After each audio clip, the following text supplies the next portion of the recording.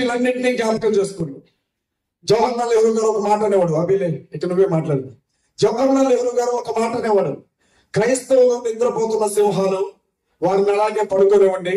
చూరు పట్టుకొని లేపారో వాళ్ళు లెగించారో వాళ్ళు వేటాడతారు అని చెప్పేవాడు. ప్రవీణ్ పగడాల అన్న మరణంతో ఒక్కసారిగా ఉలిక్కిపడి లేచాయి క్రైస్తవ సింహాలండి. నేను చెప్తా ఉన్నా నీకంటే బాగా డ్రెస్ వేసుకోగలరు క్రైస్తవులు.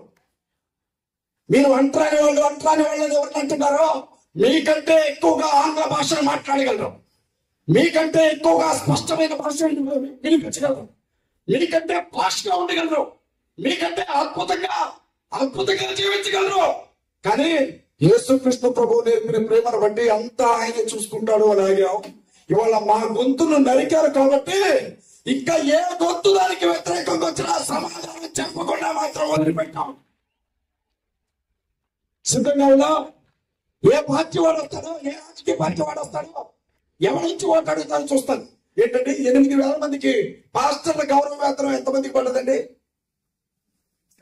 పాస్టర్ల గౌరవ వేతనం ఎంతమందికి పడ్డది? 8,000 మందికి పడ్డది కదా. అధికారంలోకి వచ్చిన రోజు నుంచి ఈ రోజు వరకు అడిగితే దిక్కులేదు. కానీ మొత్తం 83,000 మంది పాస్టర్లు ఉన్నారు ఆంధ్రాలో. 8,000 మందికి మనిషికి 35,000 చొప్పున ఇచ్చాడు. ఎందుకో ప్రవీణ్ పగడాల విషయాన్ని మర్చిపోండి. నెక్స్ట్ పంచాయతీ ఎన్నికలంతా నాకు ఓటేయండి. అంత పిచ్చోళ్ళు ఎర్రోళ్ళ కనపడుతున్నారా క్రైస్తవులు? అంత ఎర్రోళ్ళ కనపడుతున్నారా క్రైస్తవులు? చంద్రబాబు నాయుడు గారికి ఈ వేదిక మీద నుంచి చెప్తా ఉన్నా, మహాకూటమి ప్రభుత్వమా కాసుకో క్రైస్తవుల చెప్పైనా ఉంటుందో చూపండి. క్రైస్తవుల చోటుకొచ్చిన ఏ ఒక్కటి కూడా రాబోయే ఎన్నికల్లో వదిలిపెట్టాం. మాకు బస్సులు పగలబెట్టడం రాదండి, మాకు రాళ్ళు ఇస్తుండే రాదు, పెట్రోల్ బంకులు తగలబెట్టడం రాదు, మనుషులు చంపడం రాదు, కత్తులు పెట్టి పడవడం రాదు, ఎండు పొట్లు పడవడం రాదు, జెండాలు మార్చడం రాదు. మాకు తెలిసింది ఒకటే, యూనిటీగా ఒక్కసారి నిలబడ్డామా ఏమంటే నేల నాకి వదిలిపెడతాం. ఓ మహాత్మమే కాదు, మేము 2 పార్టీలు కూడా రాలా. బాగా గుర్తుపెట్టుకోండి. మళ్ళీ మీ ముందుకు వస్తాం. ఇప్పటికి జరిగిన నష్టం చాలు. ఇంకో ప్రవీణ్ పగడాల సంఘంలో చనిపోవడానికి వీలు లేదు. క్రైస్తవ సంఘాన్ని కాపాడుకోవాల్సిన బాధ్యత మనందరి మీద ఉంది. ఈ సంఘం నాకేంటంటే అండి, నేను బయలుదేరి వస్తుంటే నాకు 1 సంవత్సరాల బాబు, 5 సంవత్సరాల పాప నా కాళ్ళు పట్టుకొని ఏడుస్తూ ఉంటారు, వెళ్ళొద్దు అని. ఏమంటారు, నాకు ఇప్పటికి 40 ఏళ్ళు, మహా అయితే ఇంకొక 20 ఏళ్ళు బతుకుతారు, చచ్చిపోతారు. కానీ పిల్లలు ఎట్లా బతకాలి ఇక్కడ? ఈ పిల్లలు ఎట్లా బతకాలి ఇక్కడ? ఇళ్లలోకి వచ్చి కొడుతున్నారే, బయటికి లాక్కెళ్ళి వెళ్తున్నారే. నేను కోర్టుకి వెళ్ళాను, చెప్పొచ్చు చెప్పకూడదు మరి. ఆదివారం ఏ రోజు కోర్టుకి వెళ్ళింది? 2 రోజుల క్రితం కోర్టుకి వెళ్ళాను. నేను కోర్టులో జడ్జి గారి ముందుకు వెళ్ళడానికి కోర్టులో ఉన్నాను. హైదరాబాద్ నాంపల్లి కోర్టు, 13వ నెంబర్ కోర్టు, క్రిమినల్ కోర్టు. 20 మంది జమైపోయారండి. నన్ను చూడటమే లేదు, జై శ్రీరామ్. అరే అదేదో నీ గుడి ముందు చెప్పుకో, పుణ్యం అన్నా వచ్చింది. నా ముందుకు వచ్చినప్పుడు ఏం చెప్పాలా? చేయచ్చే బాబు అని చెప్పాలి. నా ముందు చెప్తే ఏమొచ్చిందిరా నీకు? నోటి నొప్పి తప్ప. అంటే కనబడితే కొట్టేస్తారా? సరే, ఎంతమందిని కొడతారో మనం కూడా చూద్దాం. దేవుని స్తోత్రం కలుగును గాక. కడప క్రైస్తవ సమాజంలో ఎందుకు కడప అవును మరి, కొరింథీ పట్టణంలో ఉండేవాళ్ళు కొరింథీ సైనికులు. వాస్తవం కదా, రోమ సంఘానికి చెందిన వాళ్ళు రోమ సంఘస్థులైనప్పుడు కడపలో ఉండే క్రైస్తవులు ఏమవుతారు? కడప క్రైస్తవులే కదా. రాయలసీమ ప్రాంతంలో ఉండేవాళ్ళు రాయలసీమ క్రైస్తవులే కదా. నేను చెప్తున్నాను రాబోతుంది సైనింగ్ అథారిటీ ఉండాలి. మనకి సంతకం పెట్టే చోట మన పిల్లలు ఉండాలి. వాళ్ళని కరెక్ట్ గా చదివించుకోవాలి. మన పిల్లల్ని ఎస్పీలుగా మార్చుకోవాలి. మన పిల్లలు హైకోర్టులో జడ్జిలుగా ఉండాలి. మన పిల్లలు ఎమ్మెల్యేలుగా ఉండాలి. మన పిల్లలు ఎంపీలుగా ఉండాలి. మన పిల్లలు రాష్ట్రానికి ముఖ్యమంత్రిగా, దేశానికి ప్రధానమంత్రిగా ఉండాలి. హోంగార్డు దగ్గర నుంచి డీసీపీ వరకు బొట్లే. ఆ బొట్లు ఏంటో అర్థం కాదు. హోంగార్డు బొట్టు ఇదివరకు సార్ నమస్తే అనేవాళ్ళు, ఇప్పుడు కనబడితే జై శ్రీరామ్ అనుకుంటున్నారు వాళ్ళు. అసలు పరిస్థితి చూడండి ఎలా అయిపోయిందో. సైనిక అథారిటీ కావాలి. నేను ఒక్కటే అడుగుతా ఉన్నాను, పిల్లల గొంతు నొక్కదు. వాళ్ళు ఏం చదువుకోవాలనుకుంటే చదువుకోలేద్దాం. వాళ్ళకి కావాల్సిన శిక్షణ శిబిరాలు మేము ఏర్పాటు చేస్తాం.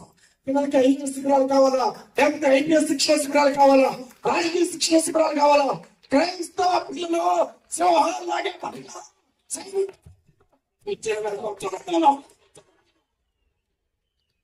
చదువుకో, చేతులు కట్టుకొని మనం నిలబడ్డండి. కానిస్టేబుల్ మనకి నేను కేసు పెట్టానండి. అమర ప్రసాద్ మీద, లలిత్ కుమార్ మీద, మహాసార్ రాజేష్ మీద, ఇంకెవడాడు కరుణాకర్ సుబ్బరావు మీద, రాధా వాడు నా గర్ల్ ఫ్రెండ్ అండి. రాధా వాడు నా గర్ల్ ఫ్రెండ్ అని తప్పుగా అనుకోండి.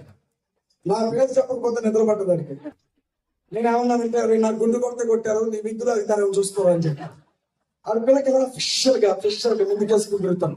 నేను చాలా చోట్ల చెప్పాను, అది పిల్లకి కాదురా, విగ్గులనైనా అది విగ్గులా నమ్మకండి రా.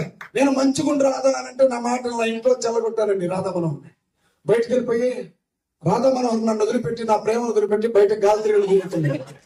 మీకు ఎక్కడ ఉన్న రాధా కనపడితే చెప్పండి, నీ మాజీ ప్రియుడు విరహతాపంతో రగిలిపోతున్నాడు, ఒకసారి అజయ్ బాబుతో మాట్లాడమని చెప్పండి. రాధా కనిస్తే దేనికి పనికిరాని మూలలో కూర్చున్న ముస్లింలు కూడా గౌరవించని మందాయి వాడ క్రైస్తవుల మీద గంగిరెత్తులు కాళ్ళు చూసినట్లుగా దూరుతూ ఉన్నాయి. ఒక్కొక్కరికి మనం సమాధానం చెప్పాలా? పాస్టర్లు సేవ చేయండి, సువార్థికులు సేవ చేయండి. యవనస్తులు మాత్రం మనల్ని కాపాడుకోవడం కోసం నిహేమ్యాకి ఇచ్చినట్లుగా నాయకత్వానికి అప్పు చెప్పండి. రాబోయే రోజుల్లో మనల్ని ఎలా వాళ్ళు ఇబ్బంది పెడతారో మనం కూడా చూద్దాం. మనకి ఎవరు రాడు, దేవుడే మనకి తోడు. ఆయన తోడుతో నాయకులు తయారు చేసుకొని ముందుకు వెళ్ళాలి. మల్లికార్జున ఒకరోజు ఒక ట్రక్లో మాట్లాడుతున్నారు. ఆయన రాష్ట్రాలు మొత్తం తిరుగుతారు. అన్న నీ కాళ్ళకి దండమట, ఏ ధైర్యం వల్ల నీది అసలు మాట్లాడుతూ ఉంటే ఆడవాళ్ళు ఇచ్చారు గొడవకి, గొడవకి వచ్చారు. మనోళ్ళు ఉంటే అదేంటో వాడు ఒక్కడే వస్తాడు, మనం 100 మంది ఉంటాం, వెనక్కి తిరిగి వెళ్ళిపోతా ఉంటాం. మనం పిల్లలవా? అభి ఉన్నాడు, చివరి మాట క్షమించండి ఎక్కువ టైం తీసుకుని. అభి ఉన్నాడు, ఒక వేరే మతానికి చెందిన వ్యక్తి. నన్ను వచ్చి కొట్టాడండి.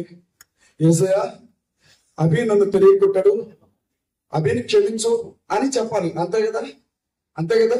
నేనేమంటున్నానంటే, అభి నన్ను ఒక దెబ్బ కొట్టగానే నేను 2 కొడతా. కొట్టి నేనేమంటానంటే, ఏసయ్యా తట్టుకోలేని కొట్టాను, నన్ను క్షమించు అంటాను. నన్ను క్షమించడా నీకున్నా, నేను నన్ను క్షమించడా నాకు లేదా? పావుకున్న వివేకం ఏమండి? మీరు ఎప్పుడైనా పావు దగ్గరికి వెళ్తే పావు ఏం చేస్తుంది? కాదు కూడా దాని దగ్గరికి వెళ్తే కాటు వేయడానికి కూడా వెనకాడు. అవునా కదా? పావు కొన్నంత నిష్కల్మషత్వమే కాదు, పావు కొన్నంత తెలివి కూడా నీకు ఉండకపోతే అసలు నువ్వు సువార్తికెళ్ళక బయటికి